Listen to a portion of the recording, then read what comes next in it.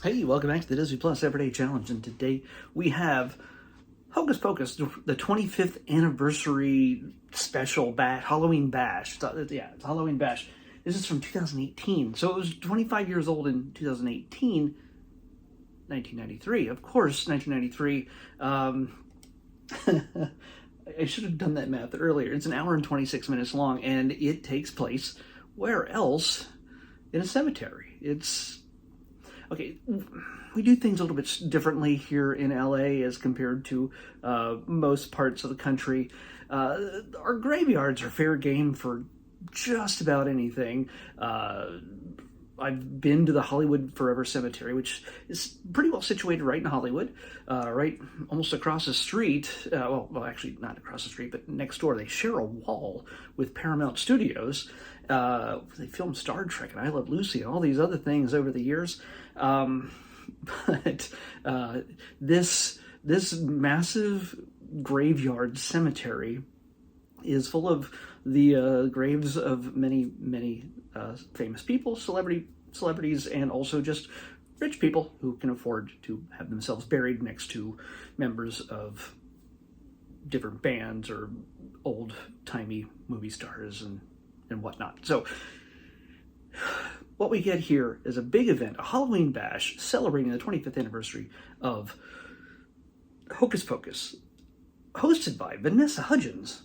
Like, well, that doesn't make any sense. Vanessa Hudgens, why? Well, Vanessa Hudgens just happens to be one of the stars of High School Musical, which was also directed by Kenny Ortega, who is the director of Hocus Pocus. And does Dove Cameron show up at some point? I think Kenny Ortega also directed the Descendants series. All that singing and dancing and everything else, yeah, it makes sense. So yeah, Kenny Ortega is also an executive producer of this, even though he looks like he's a guest at some point, but he's not. He's pretty much running the show here. Why not celebrate your film with thousands of people crammed into a cemetery? And again, we're in this era where I thought, well, maybe this just happened last year or whatever. My brain was not realizing when this film came out. I was like, where's everybody's masks? Like, okay, the band is wearing masks because it's part of their outfits, but that's why it threw me off. So yeah, we get Vanessa Hudgens and Jordan Fisher hosting this, and by the way, Vanessa Hudgens looks amazing. She's a beautiful woman, and I'm pretty sure both of the outfits she puts on are just barely acceptable by Disney standards. Yeah, I mean, yeah. Just if you're gonna watch her for any of these reasons, it's Vanessa Hudgens in at least 3 outfits, because she's in the intro as well, which is her flying a broom in front of a green screen.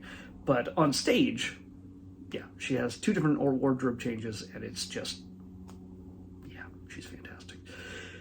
Anyway, her and Jordan host a number of different things that are going on throughout this thing. It's a big sort of a variety celebration. There's behind-the-scenes clips and video sequences that of different actors, of all the actors, pretty much, who were in this film.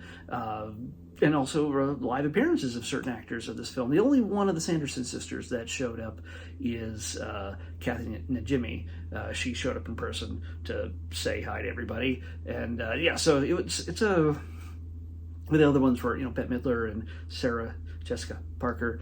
They were elsewhere. I know that Sarah was probably in New York City or something, probably filming the latest season of the reboot of Sex and the City. Possibly. I don't know. She lives there, right? Her and Matthew? I don't know. What do you get? This is the kind of thing, of course, really, do I recommend it? If you're a Hocus Pocus fan, obviously, yes.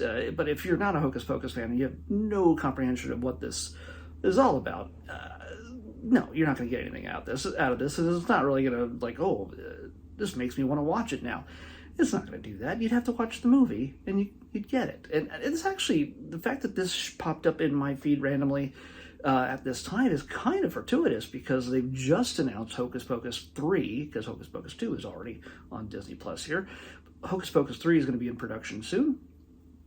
And they've also just dropped, Lego just dropped a Sanderson Sisters Cottage Lego set. Yeah, that you can get soon, or sometime in the next year or so. But I saw what it looks like, and it's pretty dang cool. It's got all the little figures and everything else, and it looks very detailed, as you see with a lot of Lego sets. And there's a lot of different things that Lego can do, like a lot of Disney properties, Star Wars and Marvel and DC and Simpsons and just whatever they want. So the fact that the power of Hocus Pocus got a Lego set made, it just shows its influence after all these years, which is kind of amazing considering it was a flop when it was released. And they address that. They actually talk about that in the sequences, the sort of cutaways, the behind the scenes and the interviews with different people. They're like, yeah, you know what? We didn't do that great when it premiered. And they were like, why did we drop this movie in the middle of July up against Jurassic Park? I have to admit, I didn't see Hocus Pocus when it came out. I don't know if I watched it until I started doing this series. I might have seen it in passing, but I don't think I ever just sat down and said, okay, I'm going to watch Hocus Pocus now, like on VHS or something over the years. Wasn't a thing that I did, because I was too busy watching Jurassic Park in the theaters 6 or 7 times. That's just was my taste. But eventually it garnered a cult following amongst everybody who just loves. I mean, it's an honest to God.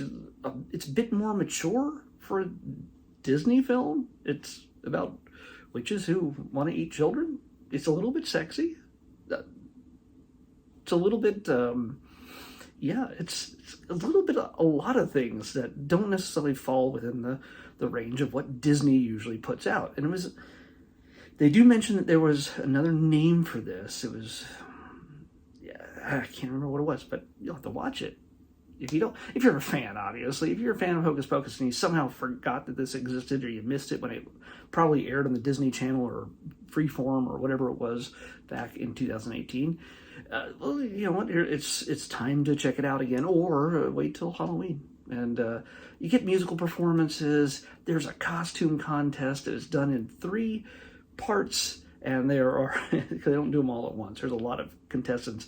There's a lot of Billy Butcher cosplay. Let's just say that there's a lot of dudes that are like, okay, who am I going to dress as in this? Is it the dead kid, or the teenage virgin boy, or the guy with the crazy hair with his mouth sewn shut, played by Doug Jones? I'm gonna play that guy. So, yeah, there's lots to see here, lots to take in. There's guest judges of the costumes and Margaret Cho, Sharon Osbourne and her daughter, Kelly Osbourne. There's drag queen DJs, and by the way, this is Hollywood, and Kathy and Jimmy is a big LGBTQ follower. This is also fortuitous that it's happened that this got picked in this month, because it's Pride Month. There's a huge contingency of gay fans of this film. And Kathy is a huge supporter of the community, and there's just a lot of people in drag dressed as the Sanderson sisters in the crowd, amongst other different outfits. So yeah, it makes for a fun, exciting kind of thing for fans. I mean, I go to Star Wars conventions, I go to Comic-Con, I go to all these things, so I understand the urge to freak out, yell and scream when Marvel announces their next big movie or TV series on Disney Plus, or whatever it is they decide to announce at Comic-Con, or standing in a crowd full of people, seeing the next trailer for Star Wars at a Star Wars celebration. Totally get that. This kind of event, which happened in a cemetery 5 years ago. Why can't I think of the word cemetery? I just keep forgetting it. The fact that this happened the way it did, and it's not something that I guess maybe it should happen every year. Maybe it probably stopped happening every year when the pandemic hit. So yeah. Maybe it's 5 years later, so it's the 30th anniversary of Hocus Pocus now. Yeah, next month, July, 30th anniversary. Well, they usually do it in October, but I mean, it should have this kind of event in October. But yeah, 30th anniversary. If you're a fan, you might want to start making plans if they've announced anything. I don't know if they have. I'm sure they're going to have something, maybe at Disneyland. They already have a show at Disney World and during Halloween. So yeah, other people that you might want to take note of: Thora Birch, Vanessa Shaw, Doug Jones himself, also Billy Butcher, Sean Murray, Tobias Jelinek, Larry Bagby. Basically, almost the entire cast makes an appearance in this. And the main Sanderson sisters, Bet and Sarah, just sort of make a video. So, yeah, sharing their insights. There's the Junior New System as a dance crew, does a big Halloween dancey thing.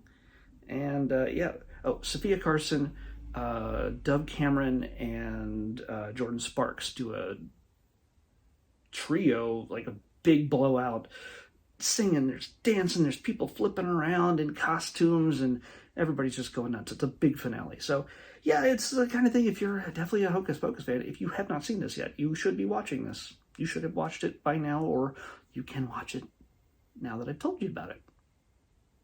I provide this service for you. Or just wait till October when it would make more sense, and enjoy it with your friends and family, and you'll understand better just how much of a cult. Honestly, if you're not a big fan of Hocus Pocus, you want to understand what the big deal is, why the cult following exists the way it is. This might convince you, but I would watch the film before you watch all this to see if it's something you're even interested in. One of the cool things I learned in the behind the scenes stuff that they show every so often to the crowd in the audience, they showed it on the big screens. They had a pretty elaborate stage and lighting and everything else. Is the fact that all the Sanderson sisters were on wires on their brooms. It was not like on front of a green screen or anything. They were flying around and they loved it, that's pretty impressive. You had Wind Beneath My Wings, Bette Midler flying around on a broom, just getting weird. Yeah, that's fantastic. And then she runs over Thora Birch, and you get to see that moment. And Thora Birch is like, no, I'm fine. I'm 10, but I'm, just run over me. I'm fine. It's they recollect on that moment, so it's kind of neat to see. So yeah, just Hudgy. She's just fantastic looking. Anyway, let's pick tomorrow's episode. 56. 56. I hold it there until she says it. 50. Didn't we just have 50? Oh, I guess we didn't. 56. And I just gotta tell you, I mean, this counts is labeled as in red as the documentary. It's live performance concert kind of thing. There's a lot of them. There's a lot, probably more than anything else on Disney Plus right now. Out of the things I have not yet watched, the majority fall into the red category of documentary, live performance, concert kind of thing, reality. And we got one more, but this is actually a documentary. At least I've said this before. At least we're hopping around, and we don't get two things. They don't get two shark things in a row, two mummy things in a row, two Titanic things in a row, which is nice. It jumps around. This one, I don't know what it is. It might be a series. It might be just one documentary, like 45 minutes. We'll see. But this is Bloody Tales of Europe. So, being that it's Tales makes me think that there's more than one episode to this. We're going to watch at least one bloody tale, and I'll come back here and talk about it. Bloody Tales of Europe is next on the Disney Plus Everyday Challenge, and I'll see you back here tomorrow with that. Bye. Okay.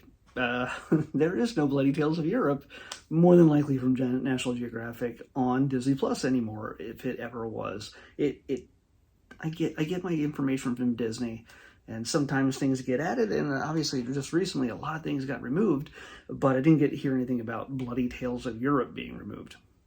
What are you going to do? I did the search here, I did the search on my computer to make sure I had all variations considered, to make sure I didn't accidentally put the wrong thing in, so I guess we're picking another number. 283. 283. 283 is... Well... it's another documentary. I don't know if this has been removed or not, but we'll find out. It's a Marvel thing, though.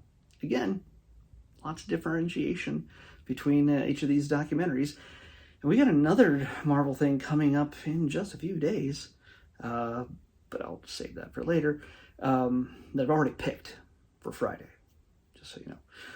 We're going to be watching, assuming it's all still on here, Marvel, 75 years, from pulp to pop. From pop to pulp. Wait, why is it from pop to pulp? Started out in comics. I don't know. Marvel, 75 years from pop to pulp, next on the Disney Plus Everyday Challenge. Hopefully. I'll see you back here tomorrow with that.